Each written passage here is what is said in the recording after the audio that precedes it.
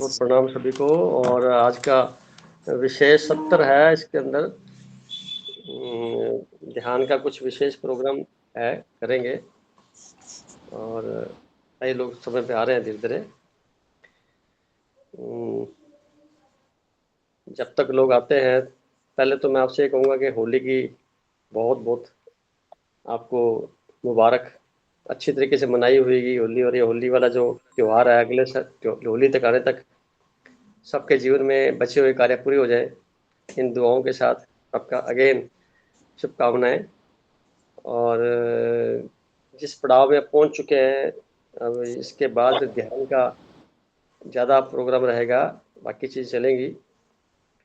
तो आज का जो हमारा विषय उसको हम लेते हैं। उससे पहले हम अभी 7:58 हुए ना, तो लगातार हम जो है 8:05 तक ध्यान करते हैं, लेकिन 7 मिनट मिल जाएंगे। तो आप जो है बिल्कुल अपनी मुद्रा में बैठ जाएं, सहज भाव में। और गर्दन थोड़ी सी ऊंची रखें, 15 से 20 डिग्री। और बिल्कुल धीरे धीरे श्वास लेने हैं लंबे, और धीरे धीरे छोड़ने हैं आंख बंद करके। इसके दौरान आपका ध्यान स्वतः ही नाभि पर चला जाएगा, या श्वासों के अंदर उसके अंदर चला जाएगा, या फिर ये सामने जो पटल है हमारा अंतरकाश वाला, इसके अंदर आपको टोटलिटी में देखना है। बड़े सहज भाव से, कोई फोर्स नहीं लगानी, शरीर की क्षमता के अनुसार कोशिश करें, शरीर स्थिर होकर के देखें करें। तो 8:05 तक ये ध्यान के प्रोग्राम करें। फिर हम बात करेंगे। लंबा गहरा श्वास धीरे धीरे लीजिए और धीरे धीरे छोड़िए, बस इसके आपको महसूस करिए, श्वास जा रहे हैं, श्वास आ रहे हैं, बड़े प्यार से। Know start please.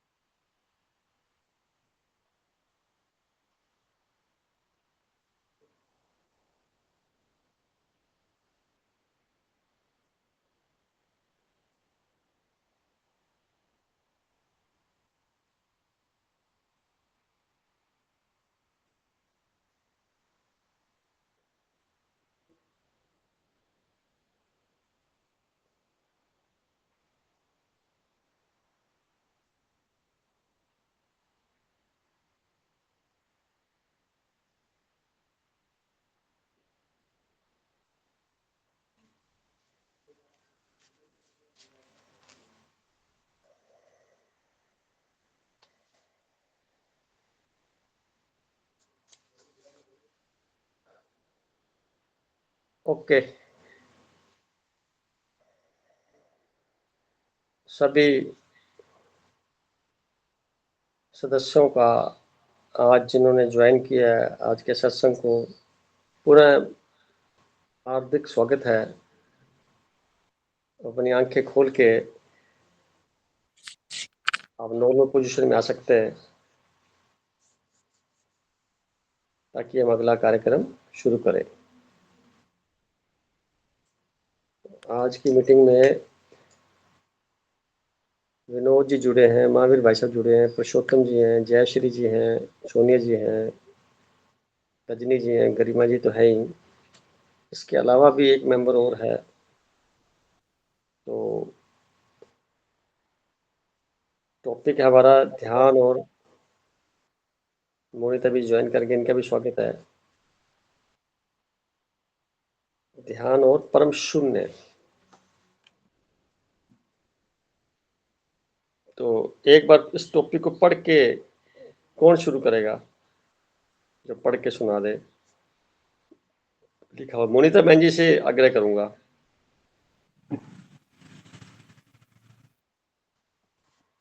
पढ़ के सुनाना है जी। हाँ, जो आज का लिखा गया लेख, जैसे पिछली बार पढ़ के सुनाया था ना, वैसे ही आप अच्छे शब्दों में पढ़ के सुनाएंगे अपने वाणी से, तो लोगों को समझ में आएगा। और आप सब लोग लाइव हो लीजिए, कारण क्या है कि आई कांटेक्ट होना अच्छा होता है। जी। एनर्जी का फ्लो जो है सही जाता है और ध्यान नहीं भटकता। बहन जी शुरू करिए।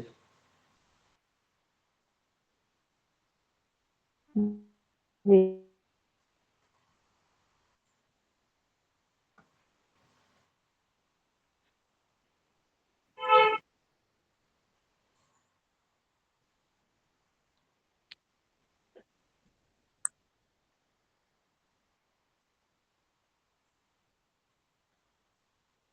आवाज आ रही है आपको मोनिता बहन जी?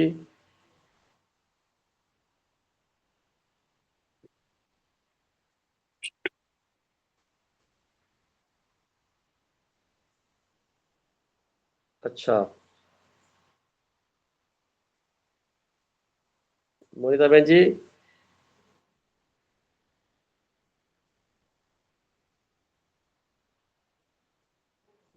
जी। आपको आवाज आ रही है कि नहीं? हाँ, परफेक्ट। मैं फिर से प्लीज। शुरू करती हूँ। हाँ, ध्यान और जी। आ, हाँ, ओके। आवाज नहीं आ रही आप, आवाज नहीं आ रही आपकी। आज का विषय है ध्यान और परम शून्य। हम्म, अल्टीमेट विषय ध्यान। आवाज नहीं आ रही है, पर मैं तो बोल रही हूँ। आ रही है आ रही है, अब आ रही है।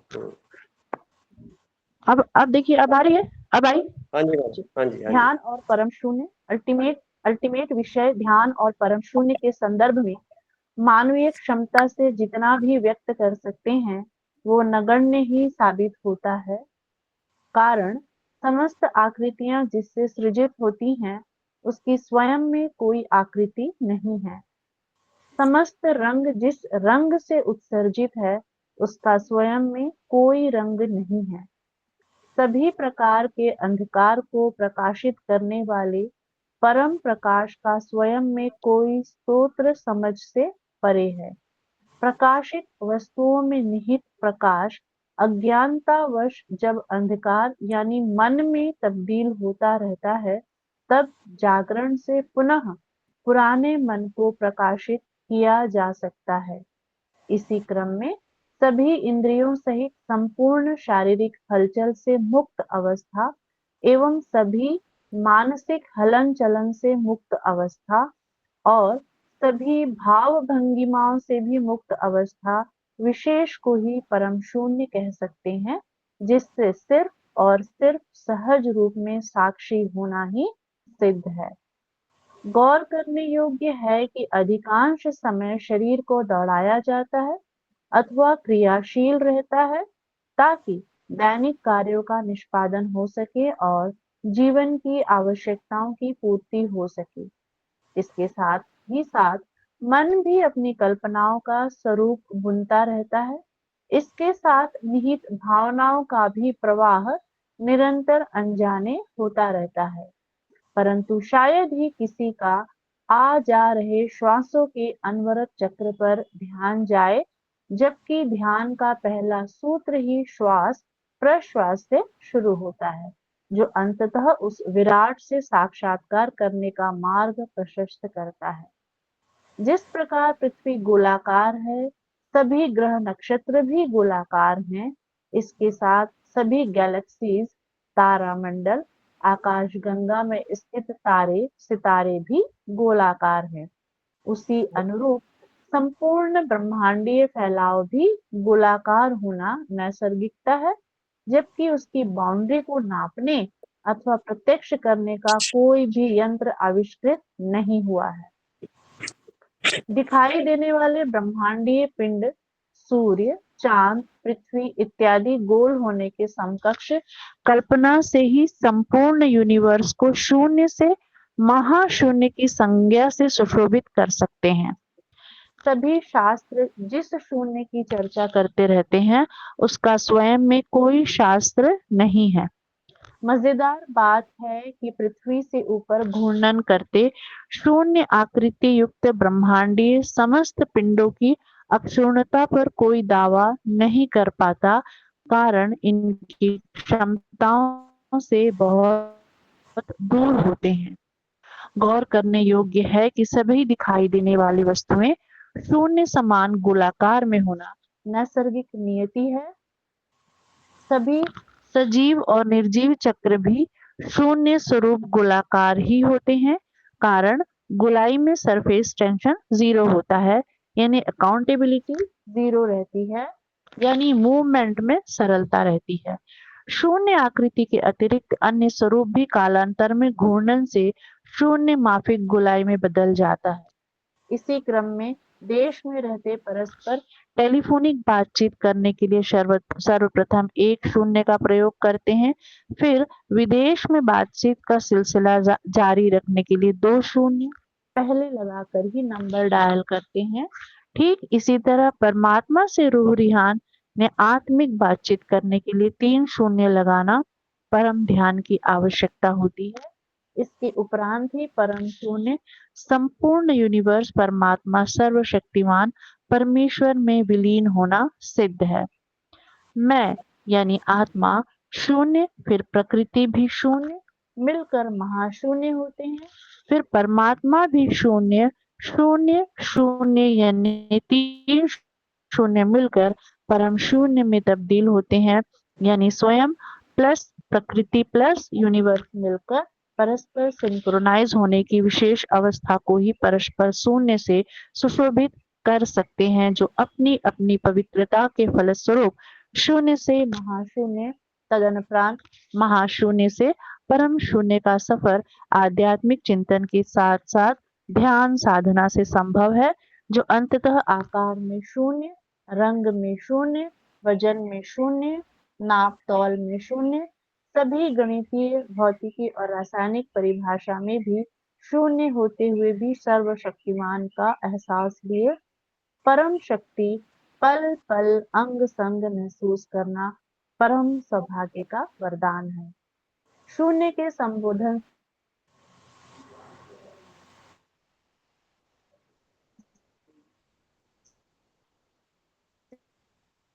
से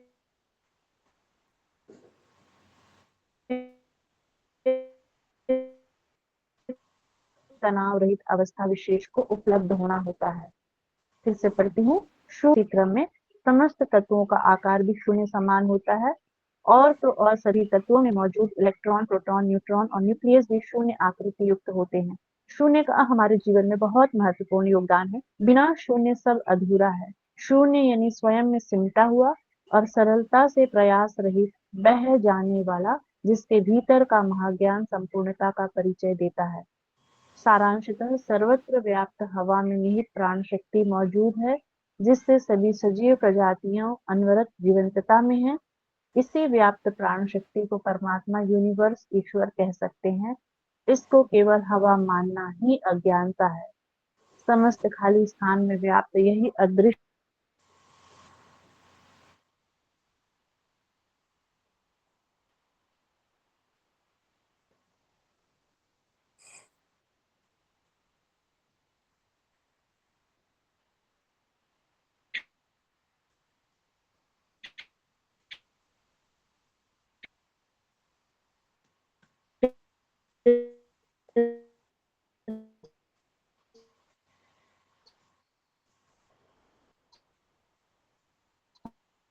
स्वरूप ही परिवर्तन स्वतः ही नियत है, जिसके लिए ध्यान से परम ध्यान का अलौकिक पथ अपनाना होता है। लेखनी को विराम देते हुए आग्रह है कि उपरोक्त वर्णित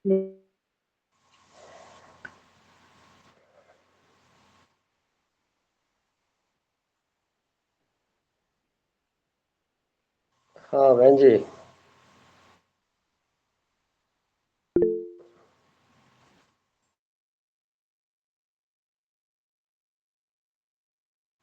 मोनिता बहन जी, आपका लेख पूरा हो गया?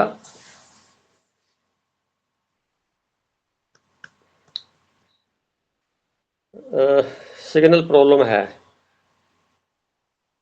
कोई बात नहीं। पढ़ चुके मैक्सिमम, तो लास्ट की कुछ लाइनें छोड़ के। अब इसको हम आगे बढ़ाते हैं। तो पहले ना अपने पुरुषोत्तम भाई से बात कर लेते हैं। ये आज के कुछ शब्दों से कुछ परिचित हुए या नहीं? पुरुषोत्तम जी, जी सर, कैसे हैं आप? बहुत अच्छा। होली तो खूब मना ली होगी आपने, मैं पंजाब की तो होली खेलता नहीं। रोज ही खेलते होगे आप तो होली। नहीं, मैं खेलता नहीं होली। चलो, क्या समझे आप सुनने से? मैं तो वैसे समझ लेता हूँ, लेकिन मेरे को वो एक्सप्लेन नहीं करना आता जी। कोई बात नहीं, आप क्या समझे वो बता दीजिए, पंजाबी में बता दो। नहीं सर, मेरे को आज माफी दो, मैं समझ लेता हूँ क्योंकि काफी डिफिकल्ट है। कोई नहीं, ऐसा तो नहीं। चलो कोई बात नहीं, आप सुनते रहिए। विनोद जी, विनोद भाई साहब, विनोद जी, नमस्ते विनोद जी सर। जुड़े। हाँ नमस्ते, कैसे हैं आप शर्मा जी? प्रभु कृपा है सर, बस आपका आशीर्वाद है। कैसे लगा आपको आज का लेख जो सुना है आपने? पढ़ा भी होगा। बहुत अच्छा लगा सर, लेकिन आपको बहुत समय लगा होगा सर इसको लिखने में, मैं ये सोच रहा था। नहीं नहीं, मुझे बहुत मैक्सिमम लगे थे करीब करीब 40-45 मिनट। अच्छा, बहुत अच्छा, बहुत अच्छा। लंबा लेख है सर, बहुत। देख तो नहीं, खत्म नहीं होता ना। परमात्मा के बारे में कितना मर्जी लिखते रहो आप, थोड़ा ही रहता है। वो तो मैंने पहले लाइन लिख दी कि ये मतलब मेरे बस में नहीं है, मेरी बुद्धि बहुत छोटी सी है, कुछ नहीं समझ सकता मैं। और जितना मैं अनुभव करता हूँ, कैसे भी करके वो लिखने का प्रयास करता हूँ, जो व्यवहारिक तौर पे जो है ना, जो समझ में आ रहा होता है। मैं कोई ऐसा दावा नहीं करता कि फाइनल है या ये सब कुछ अंत होगा, ऐसा नहीं है। ये एक प्रयास है समझने का, अधूरा सा प्रयास है। हम सब लोग लगे हुए हैं, सब लोग अपने अपने तरीके से इसको और अच्छा कर सकते हैं।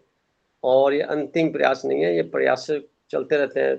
जब हम किसी सत्ता विशेष के बारे में बात करते हैं, तो हमारी खोज अंत तक जारी रहती है, रहनी चाहिए। इसका कहीं समापन नहीं है। अगर जब हमने मान लिया कि ये चीज़ फाइनल हो गई, तो हमारी खोज खत्म हो जाएगी उसी वक्त ही। इसलिए अपने आप को हमेशा रिसर्च स्कॉलर मान के हर वक्त नित्य नया होने का प्रयास करना चाहिए। आप क्या कहना चाहेंगे? अपने शब्दों में बात करिए। मैं ये कहना चाहूंगा, बहुत अच्छा है सर, आपने परम शून्य के बारे में काफी अच्छा विश्लेषण किया है। जैसा कि अभी के लेख समय स्पष्ट हुआ है कि प्रकृति में अधिकतर चीज जो ब्रह्मांड है, आपके सूर्य चंद्रमा है, नक्षत्र है, सभी गोल है।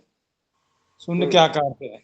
हम्म शून्य तो आपने देख लिया ना, जीरो शून्य होता है, तो हम अपने रोज प्रैक्टिकली काम भी करते हैं।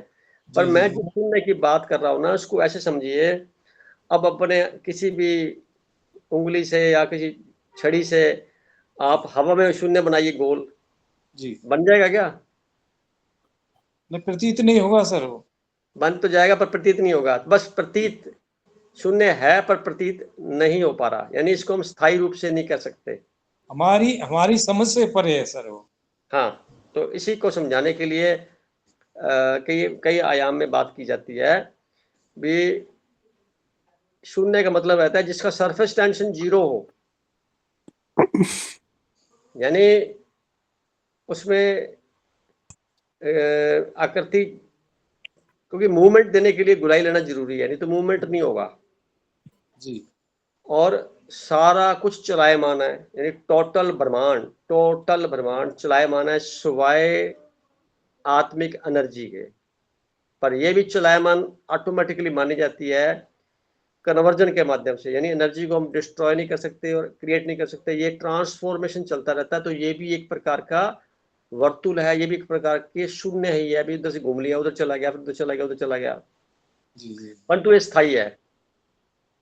बाकी सारा कुछ, एवं तो सूर्य को भी हम मानते स्थिर है, वो भी स्थिर नहीं है। और हम मानते हैं कि पृथ्वी हमारी घूम करके सूर्य के चारों ओर साल भर में राउंड लगाती है 360 डिग्री का, तो ये भी ऐसे मानो आप, हम वापस वास्तव में हॉरिजॉन्टल मूवमेंट कर रहे हैं, स्थिरता कुछ भी नहीं है। तभी तो मौसम कैसे बदल रहा है, आज से पिछले साल वाला मौसम उससे अभी गौर करेंगे तो एक जैसा मौसम कभी रहा नहीं। तो इससे सिद्ध ये होता है कि नित्य नया काम होता है, परिवर्तन के साथ होता है, परिवर्तन प्रकृति का नियम है। ब्रह्मांड के अंदर ये सब परिवर्तन जो है ट्रांसफॉर्मेशन के रूप में जाने जाते हैं। जी क्योंकि यहाँ पे ऑक्सीजन और कई गैसों के साथ मौजूद है। लास्ट की लाइन में ये भी लिखी है कि जो हवा है ना, यही परमात्मा है, मोटे शब्दों से समझाने के लिए। ऑक्सीजन को प्राणवायु उसी बोलते हैं सर। ऑक्सीजन को नहीं बोलते, ऑक्सीजन तो एक ट्रक का काम करता है, एक तो केबल है, केबल। प्राण शक्ति तो ब्रह्मांड से आती है, इस केबल के ऊपर से प्रवाह होकर के। और मजेदार बात यह है, ये हमारे शरीर को टच भी नहीं करती और पूरे शरीर में फैली हुई है। आप देखेंगे कितनी गजब की रचना है कि जो प्राण शक्ति है ब्रह्मांड से आती है पूरे, यानी शून्य को आप प्रकृति का शून्य मान लीजिए, यानी 1600 किलोमीटर पे मान लीजिए, 500 किलोमीटर मान लीजिए, इसके बाद वर्तुल लंबा जहाँ मनुष्य जा चुका है, उसके बाद का जो ब्रह्मांड असीमित ब्रह्मांड है, वहाँ के पूरे तंत्र से सिलसिला जारी है लगातार। हमारे नॉस्ट्रल के थ्रू, हमारे नाभि के अंदर जो है, वहां तक की पूरी व्यवस्था ऑटोमेटिकली है। परंतु पृथ्वी के धरातल पर पहुंचने से जो यहाँ का ईथर फैला हुआ है, या यहाँ के जो वायुमंडल का प्रभाव है, इस वायुमंडलीय प्रभाव के अंदर मौजूद ऑक्सीजन केबल के रूप में मानते हुए इसके अंदर से वो प्रवाहित होकर के हमारे नॉस्ट्रल से अंदर आकर के नाभि के अंदर पहुंचती है, फिर पूरे शरीर में फैलती है। जी हम ये कह दें कि ऑक्सीजन से हम जिंदा हैं, बिल्कुल ही गलत है। ऑक्सीजन चाहिए शरीर को, जी परंतु प्राण शक्ति किसको चाहिए? जो प्राण इस शरीर के अंदर मौजूद है, जिसको मैं बोल रहा हूँ ना, मैं आत्मा ही तो बोल रहा हूँ, मैं प्राण ही तो बोल रहा हूँ, मैं एनर्जी तो बोल रहा हूँ। ये तो खिड़कियों से देख रहा हूँ, आंखों से, नोस्ट्रल से सुन रहा हूँ, मुंह से माइक के समझ बोल रहा हूँ, कान भी एक इंस्ट्रूमेंट है सुनने वाले। परंतु जिस आवाज को, परम संगीत को सुनने की बात मैं कह रहा हूँ, वो संगीत यूनिवर्स से जुड़ा हुआ है, उसके कनेक्शन के लिए है। ये लगातार करंट फ्लो, जिस वक्त ये जो करंट, या इसको एनर्जा बोलेंगे, फ्लो बाहर से निकल चला जाएगा शरीर से, तो शरीर को जलाना ही पड़ेगा ना। फिर जितनी मर्जी ऑक्सीजन की आप डोज देते रहो, जितने मर्जी कैल्शियम की डोज देते रहो, क्या खड़ा हो जाएगा? नहीं होगा। इसका मतलब यहाँ से सिद्ध होता है कि एक अलग सत्ता जो है वो इस शरीर के अंदर प्रवेश करती है। जी बाकी तो ब्रह्मांड फैली हुई है, आप मकान में रहते हैं, सारा खाली स्पेस है, तो खाली स्पेस तो है आपका,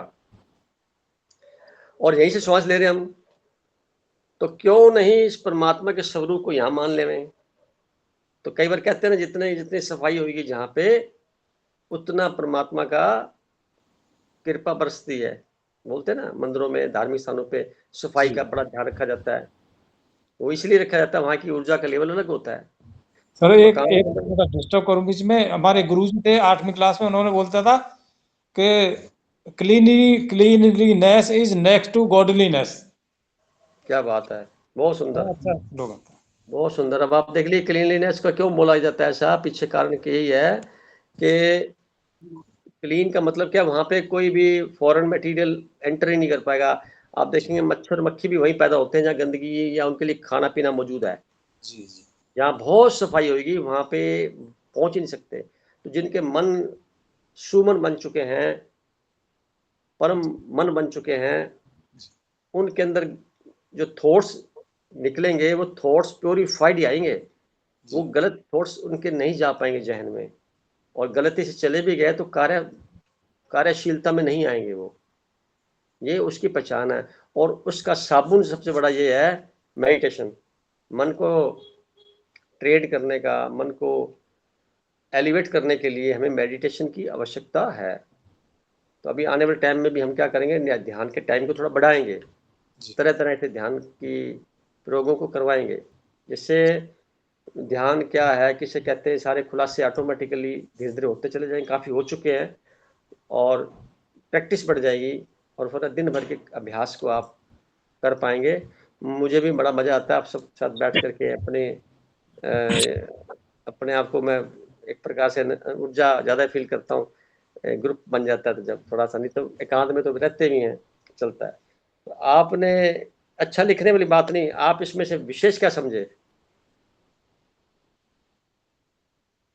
विशेष तो सर ये दार्शनिक सब्जेक्ट है, आपका जो फिलोसॉफी है, इसका सबके समझ में आना एक मुश्किल है। परमात्मा के बारे में बात कर रहे हैं, केवल मैं यही जानना चाहता हूँ। आपने 7-8 मिनट ध्यान किया आज, तो जी। ध्यान में क्या महसूस किया, ये बता दीजिए। ध्यान में तो सर श्वासों पर ध्यान रहते हैं कि श्वास आ रही है जा रही है, इसका मतलब वो प्राण हमारे शरीर में आते हैं, फिर वो घूमते हैं शरीर में और चले जाते हैं, फिर आ जाते हैं। ये प्रकृति का नियम है। आने आ रहे हैं जा रहे हैं, तो इसको साधारण सी बात होगी ना।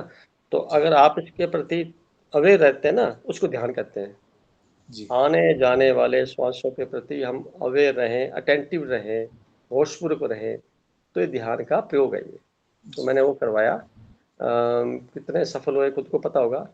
धीरे धीरे आप अभ्यास कर सकते हैं घर में बैठ के भी। जब भी फुर्सत मिले लंबे गहरे श्वास ले लीजिए, इससे नुकसान नहीं, फायदे ही होंगे। बहुत फायदे फायदा ही होंगे। बहुत शरीर की जितनी भी गंदगी है, अनवांटेड मटेरियल है, डिपोजिशन हो रखे हैं, वो 85% श्वास प्रश्वास से बाहर निकलते हैं। 85%। जी। 15% से स्टूल से या स्वेटिंग से होते हैं, स्वेटिंग से। तो कुल मिलाकर के 85% का जखीरा बहुत बड़ा है, तो लंबे गहरे श्वास लेना हर मायने में फायदेमंद है। यस। बने रहिए आप पूरे ग्रुप के अंदर। अच्छा, प्रबुद्ध वर्ग से लिखते हैं, और आपने लिखा बड़ा अच्छा लेख है।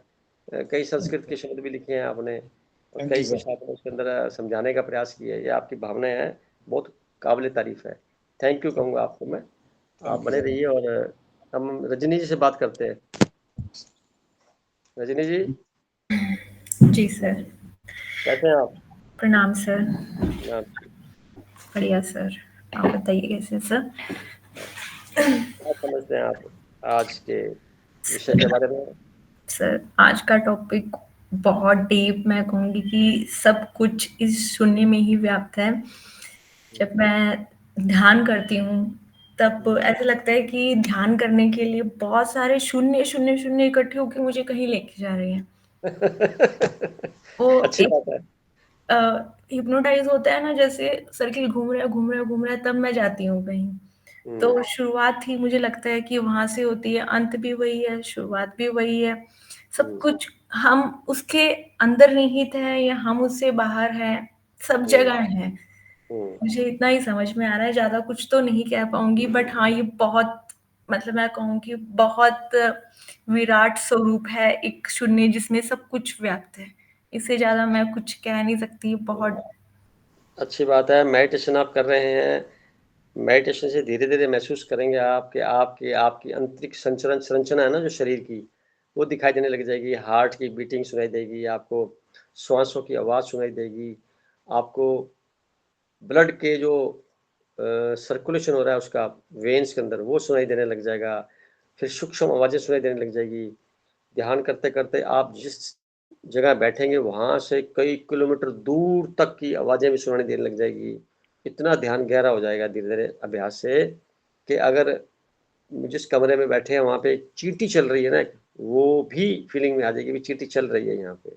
इतना, और वो स्थिति जब आती है फिर इच्छा बैक गियर में नहीं लगती। फिर वो एक बार प्राप्त कर ली ना वो इच्छा, तो वो खराब नहीं होती, वो आपकी धरोहर बन जाती है, वो आपके अंदर समाहित हो गई। आप उसका लेवल आपका वहाँ तक पहुँच गया।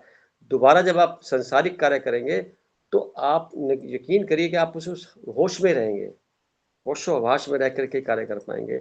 गलती होने की संभावना बहुत कम हो जाएगी। बोलते वक्त भी ऐसा होगा, लिखते वक्त भी ऐसा होगा, करते वक्त भी ऐसा होगा।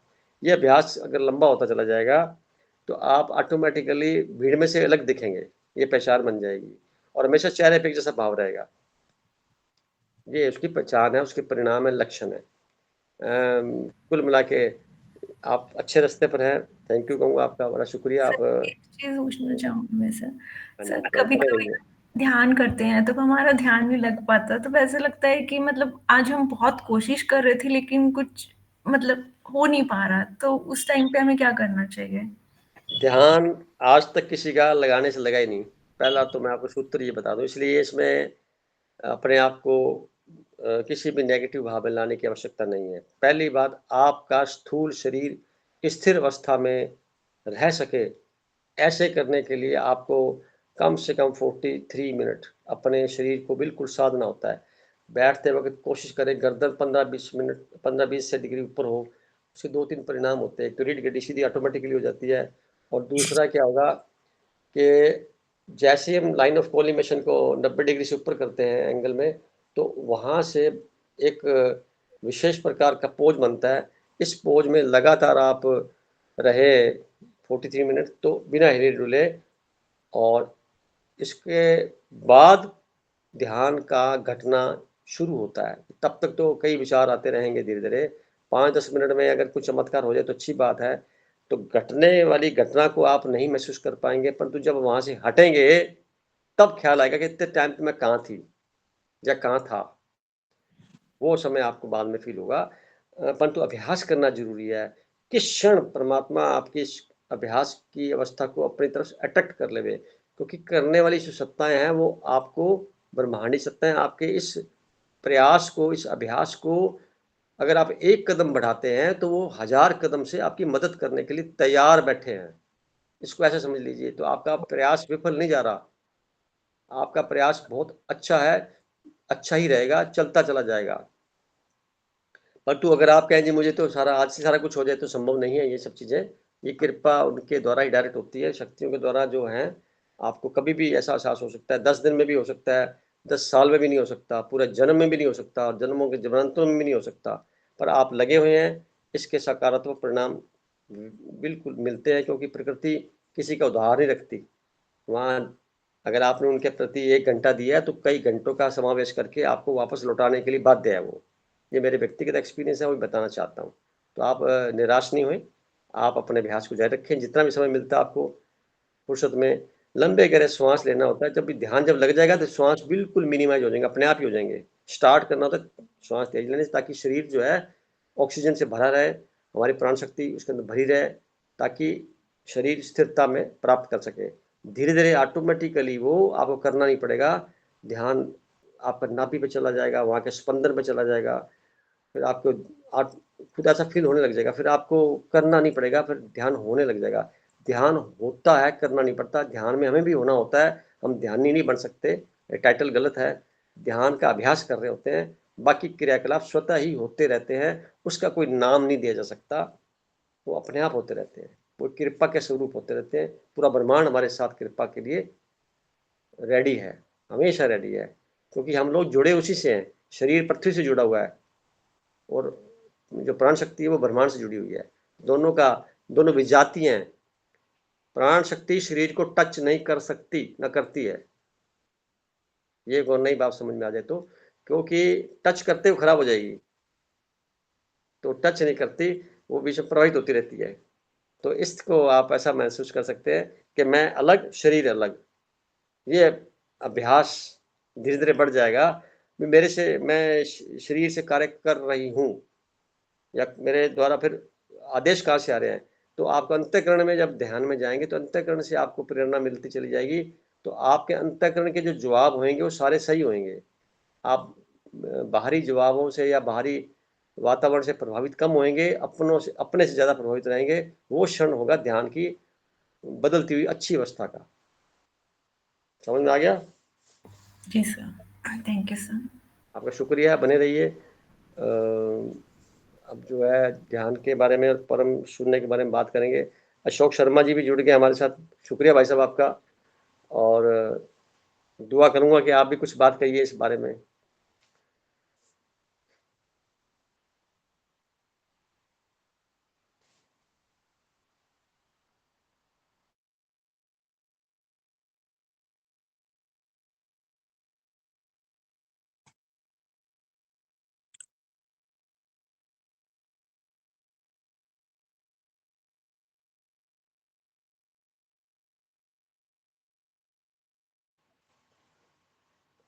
चलो भाई।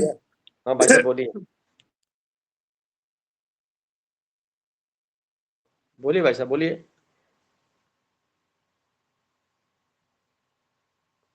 आवाज नहीं आ रही क्या आपकी?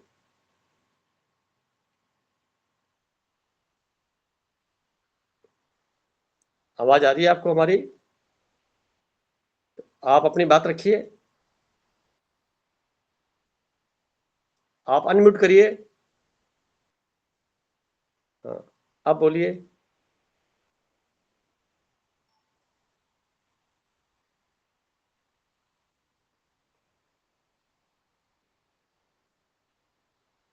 आवाज नहीं आ रही आपकी भाई साहब। चलो आप बने रहिए, दोबारा देखते हैं। हाँ कोई बात नहीं, कोई बात नहीं, बने रहिए आप प्लीज। सोनिया बहन जी,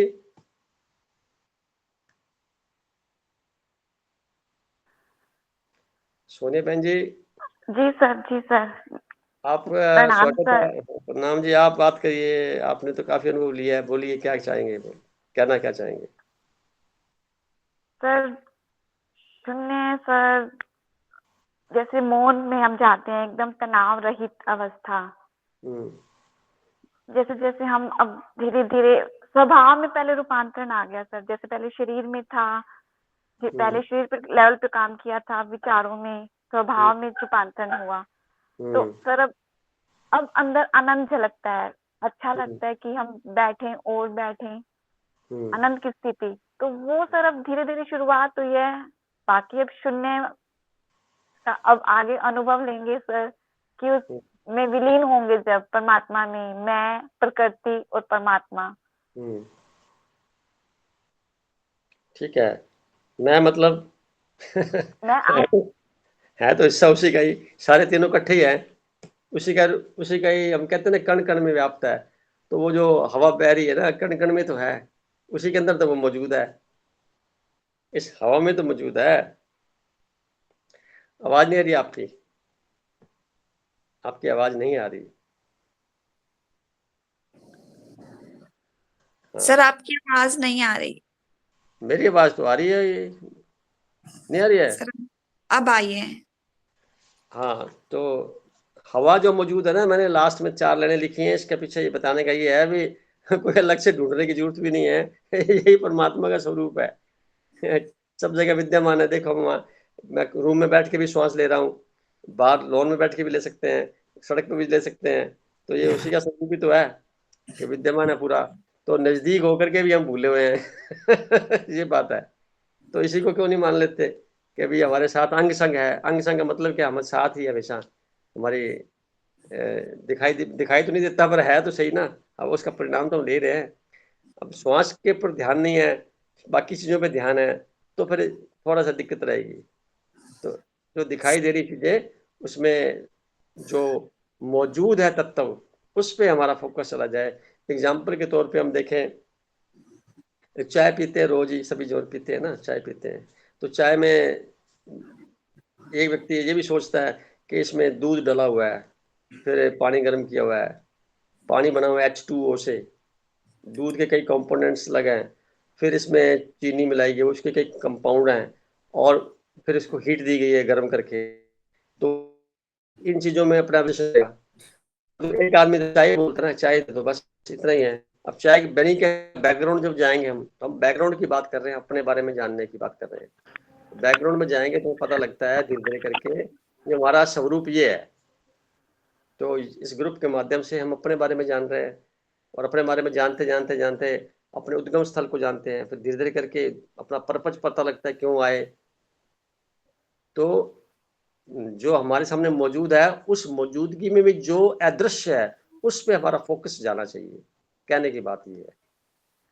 तो जैसे अब हम कुछ भी कहीं भी, जैसे कुछ भी पानी भी पीते हैं, हाँ, तो वो प्यास भी लगता है, वो जो प्यास लग रही है या जो एनर्जी हमारे अंदर है, वो सब चीज ईश्वर ही है।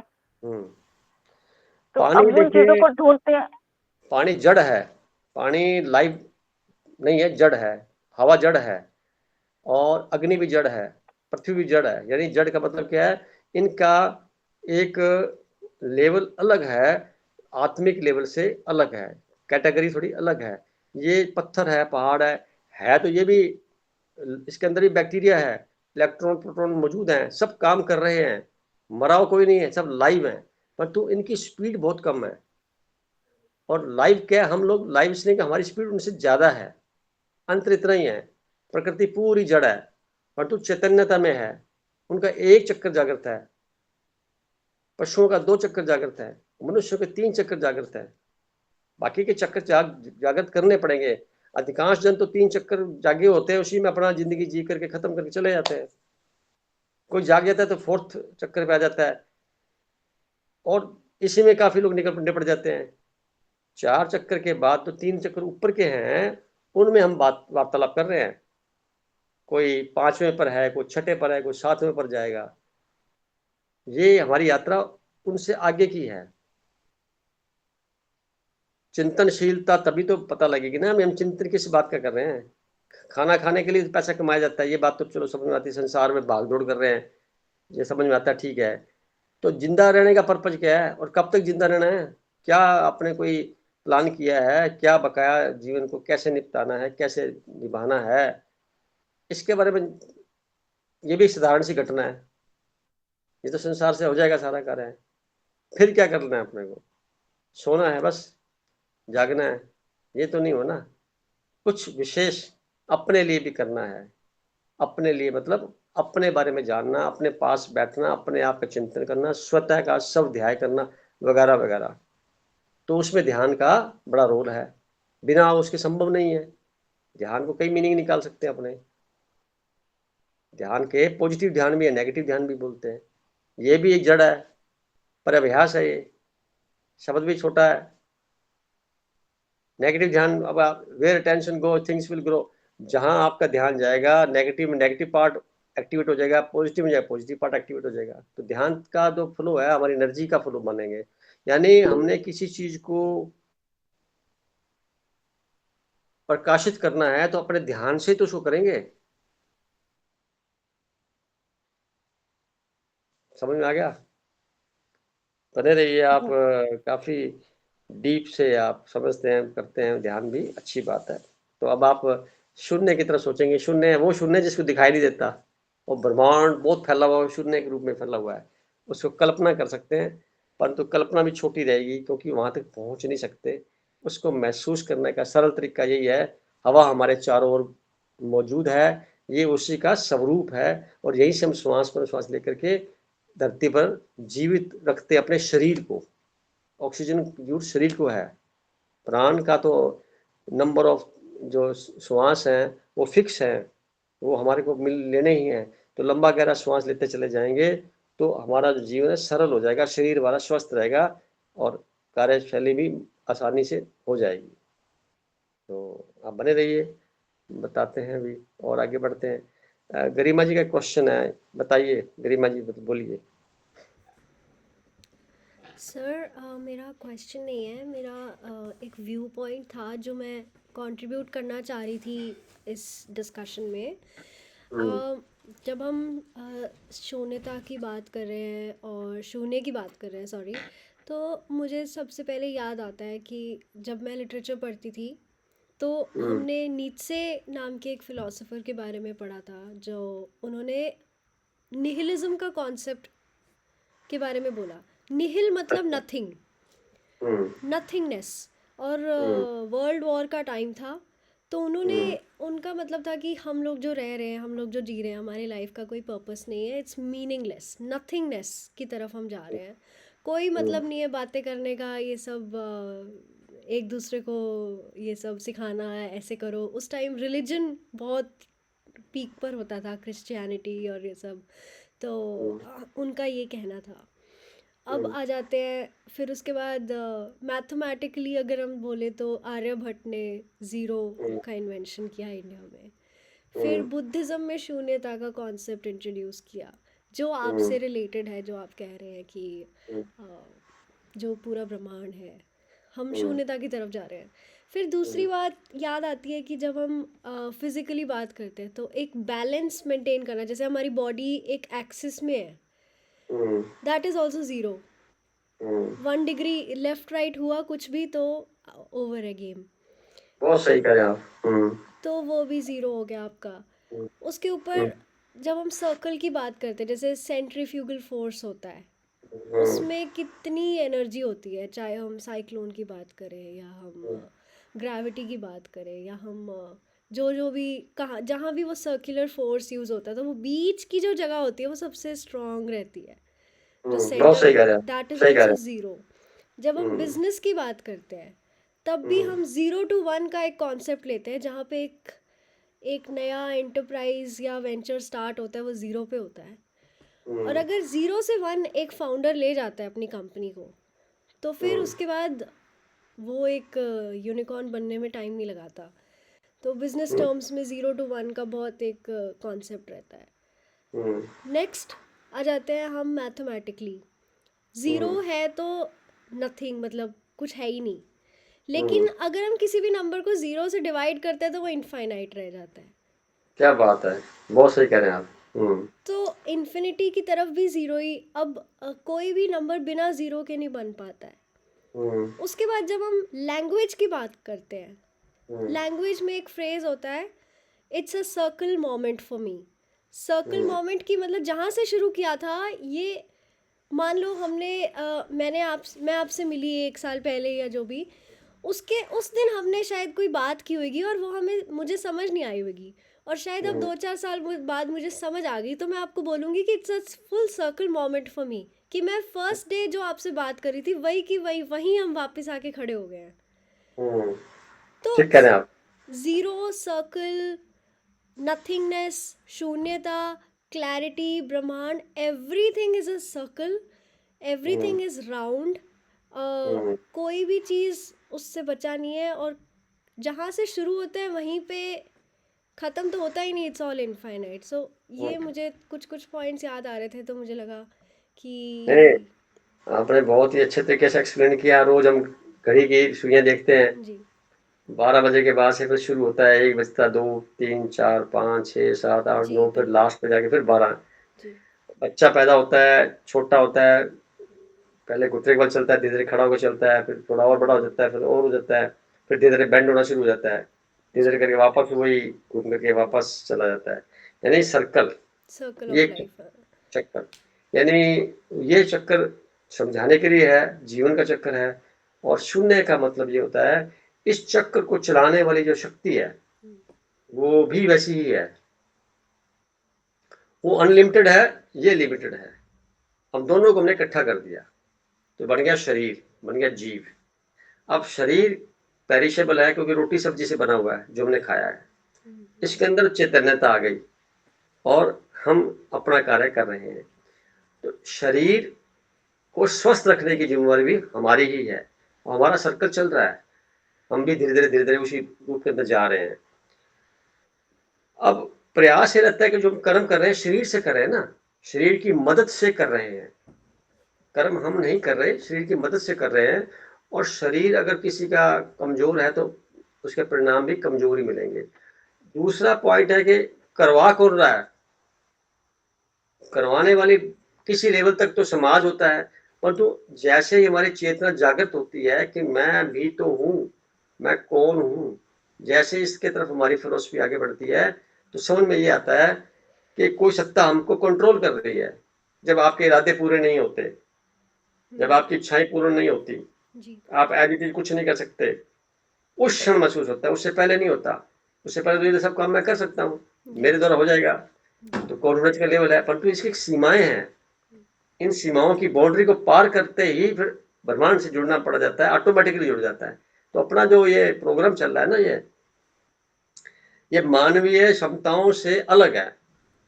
जितने भी चैतन्यता आपको दिखाई दे रही है पशुओं में, मनुष्यों में, वो एक साधारण से लेवल पे जिंदगी जी रहे हैं, मर रहे हैं, खप रहे हैं। 0 से 1 तक पहुंच करके बहुत बड़ा आदमी बन भी जाता है, अगेन वो 0 बनता है।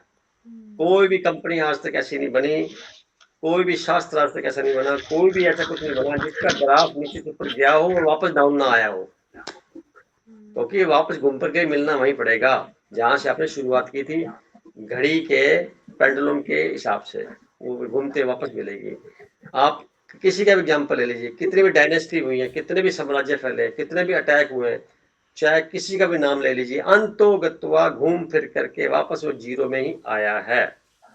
परंतु पीक पॉइंट पे उसकी गाथा गाई जाती है और जब अंत आ जाता है तो उसे कोई नहीं जानता कुछ समय के बाद में। ये कई सदियों से चला आ रहा है, ये एक फिनोमेना है।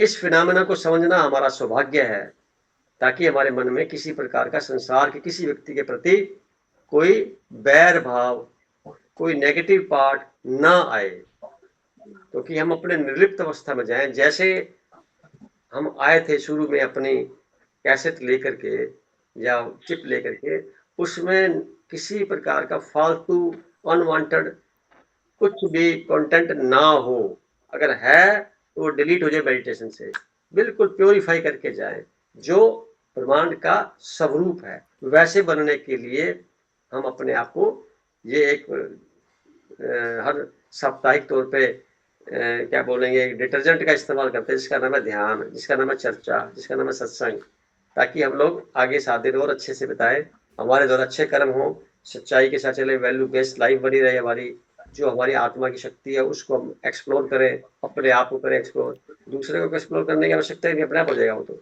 अपने को करेंगे तो हमको देख के हो जाएगा, तो हमारा फोकस इसी पे रहना चाहिए।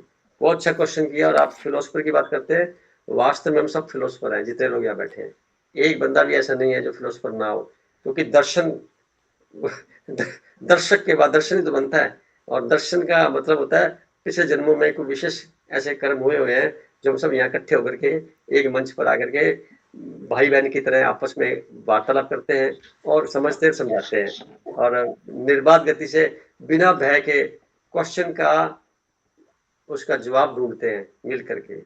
और कोई इसमें बड़ा नहीं है, कोई छोटा नहीं है, कोई ज्ञानी नहीं है ऐसा कि महाज्ञानी है, कोई बहुत ऐसा भी नहीं है, और किसी प्रकार का दावा भी नहीं है।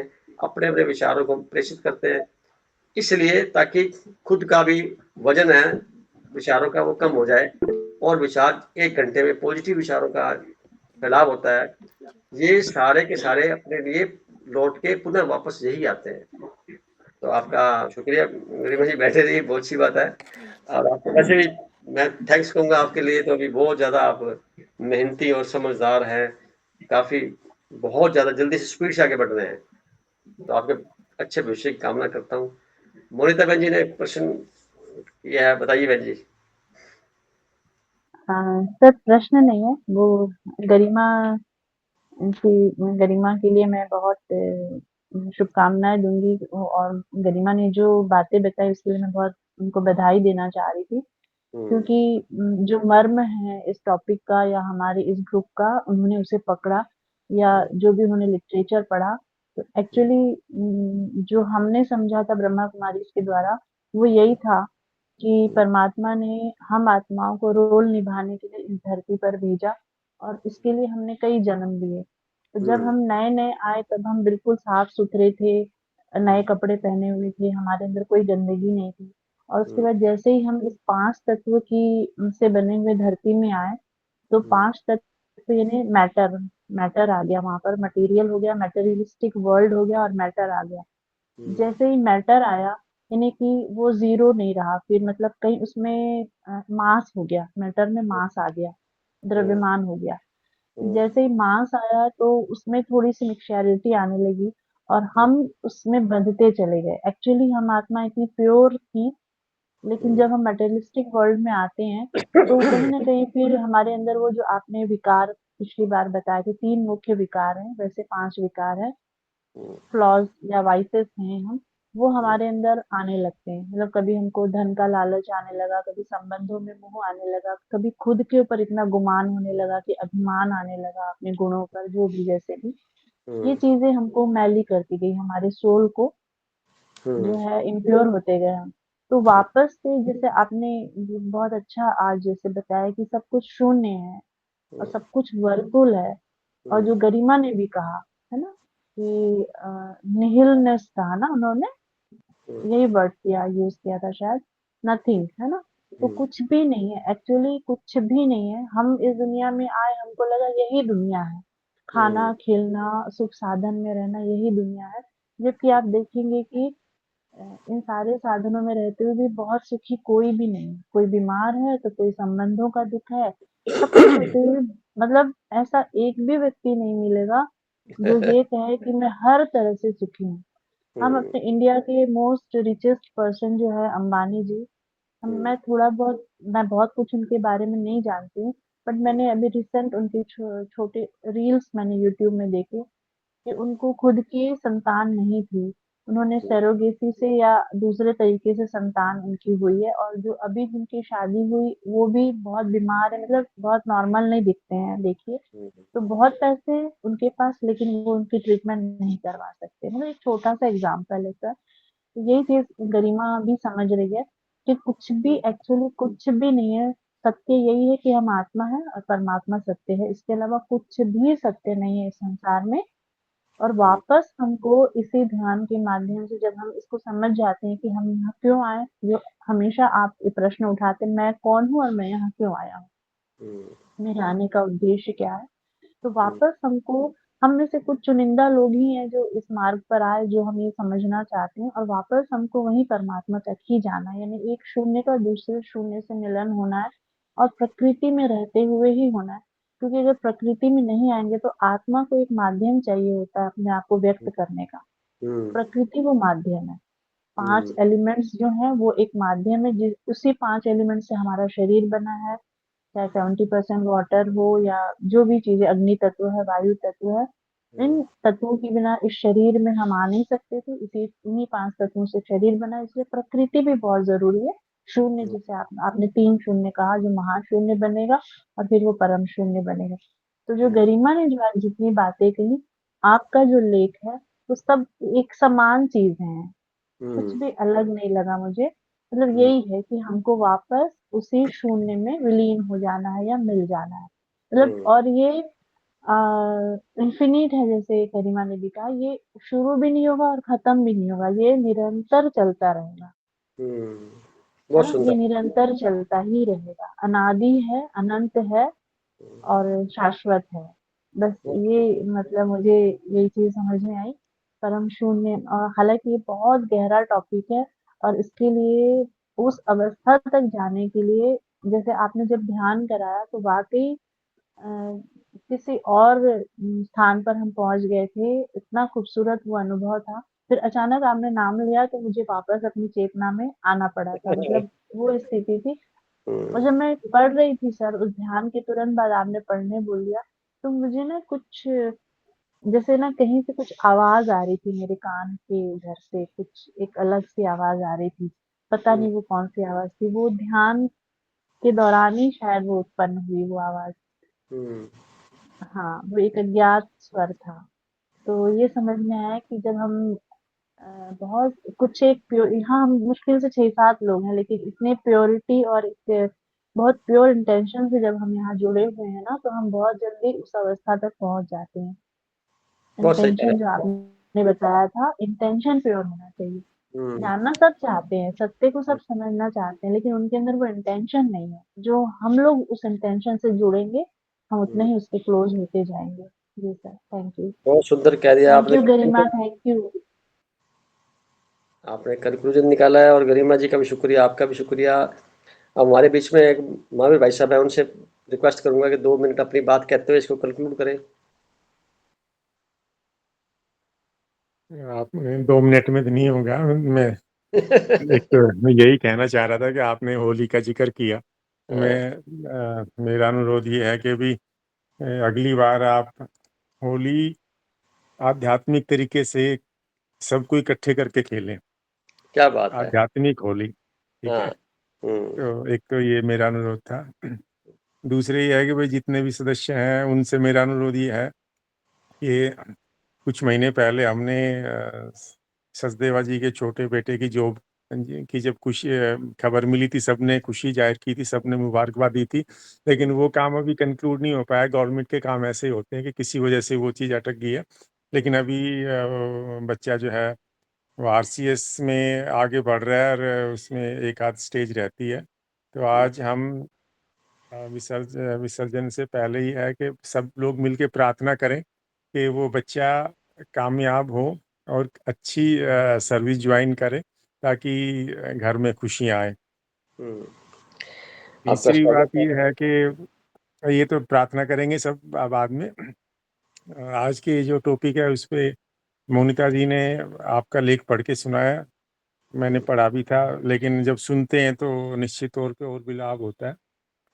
फिर गरिमा जी ने थोड़ा साइंटिफिक तरीके से और कुछ बड़े विद्वानों से लिंक करके शून्य के बारे में जानकारी दी, उससे भी कुछ नई चीज़ें जानने को मिली। और आप तो खैर आध्यात्मिक तौर पे चीज़ें बता ही रहे हैं, लेकिन मैं तो एक साधारण इंसान होने के नाते एक दो साधारण बातें कहना चाहूँगा कि जैसे तालाब में कंकर फेंकते हैं तो जो वहाँ से एक पॉइंट होता है वो शून्य की शेप में ही होता है, लेकिन वहाँ से तरंगे निकलती हैं वो आहिस्ता आहिस्ता बढ़ती जाती हैं, वो शून्य महाशून्य हो जाता है। लेकिन वो जब किनारे पे पहुँच जाती हैं तो तभी वो शांत होती है। तो ऐसे ही जो हमारे अंदर से ध्यान के माध्यम से चीज़ें निकलेंगी और प्रकृति को पार करके जब ईश्वर तक हमें महसूस होने लगेगा, तभी वो आत्मा को भी शांति तभी मिलती है।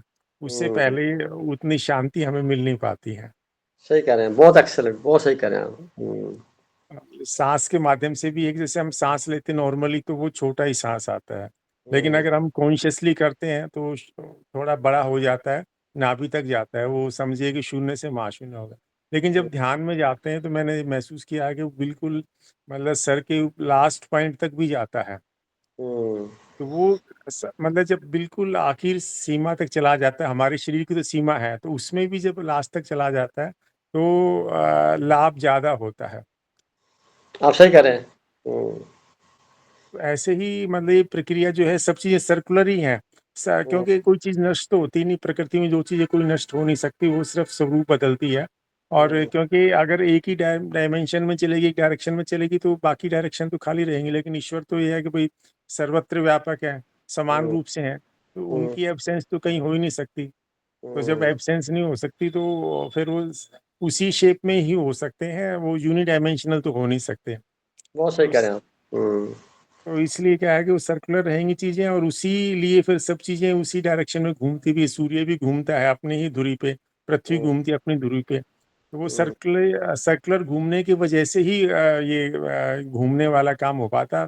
यूनिडायमेंशन में आप नहीं घूम सकते, फिर आप एक तरफ चले जाएंगे, तो वो एक तरफ जाने वाली बात है नहीं, ये तो सब कुछ उन्हीं का है और ओमनी प्रेजेंट है, तो एब्सेंस तो हो ही नहीं सकती।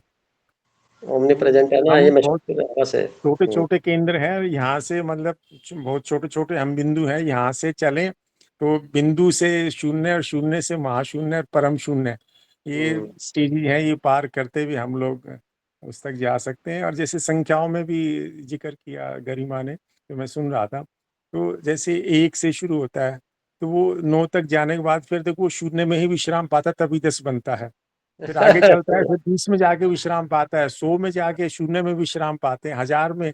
तो मतलब अल्टीमेटली शून्य के बगैर तो आप कुछ है ही नहीं, शून्य में जाके ही आपको वो चीज कंप्लीट भी होती है और वहीं पे आपको आराम मिलता है, तो शून्य में ही पहुंचना है।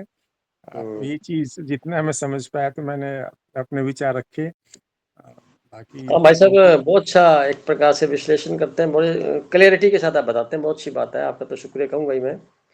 और आज की मीटिंग में देखो 9:07 हो गए हैं, मैं समझता हूँ कि टाइम पूरा हो गया है। अगला एक टॉपिक और लेंगे, फिर अगले संडे फिर ध्यान की प्रक्रिया को बढ़ाएंगे। रवि किन्ना जी ज्वाइन कर गए अभी इसी वक्त, इनका स्वागत है। पर क्या कहते हैं, 1 मिनट दे देते हैं इनको भी। भाई साहब बोलिए, आपकी तरफ से कुछ कहने की बात है क्या किन्ना भाई साहब? नहीं, बस अभी ये है कि सबसे मेरा निवेदन ये है कि भाई हम सब इसके क्या स्टॉलिन नाम है ना बच्चे हाँ का? स्टालिन।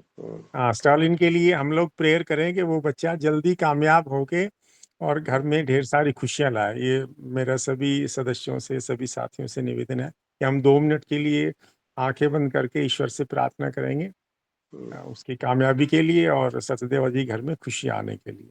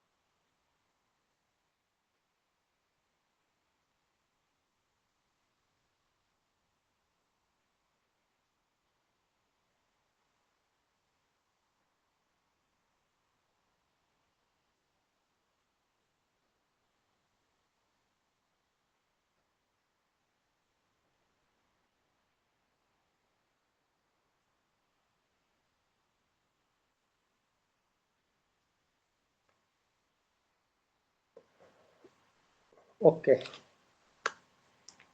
चलिए, सभी का सबका शुक्रिया। शुक्रिया करते हुए आज का प्रोग्राम जो है संपन्न करते हैं। आप कुछ कहना चाह रहे थे? रवि भाई साहब आए थे, मैंने सोचा शायद कोई बात करेंगे। अच्छा अच्छा, आप बिल्कुल पूछ लीजिए उनसे। रवि जी नहीं भाई साहब प्रणाम, प्रणाम। बहुत बहुत शुभकामनाएं भाई साहब। हाँ जी, हाँ जी।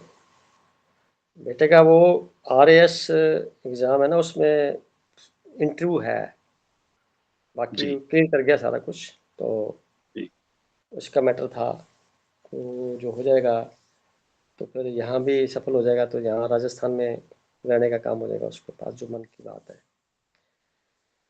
डेस्टिनी जो बनी हुई है, हम सबके प्रयोग से, हम सबके सहयोग से जो दुआएं करते हैं, परिणाम सफल ही होते हैं। तो आज का ये समय सफल हो, सबकी दुआएं काम करें। और मैं कल गया था रवि भाई साहब के पिताजी को मिलने के लिए गंगानगर, वो ICU में भर्ती हैं।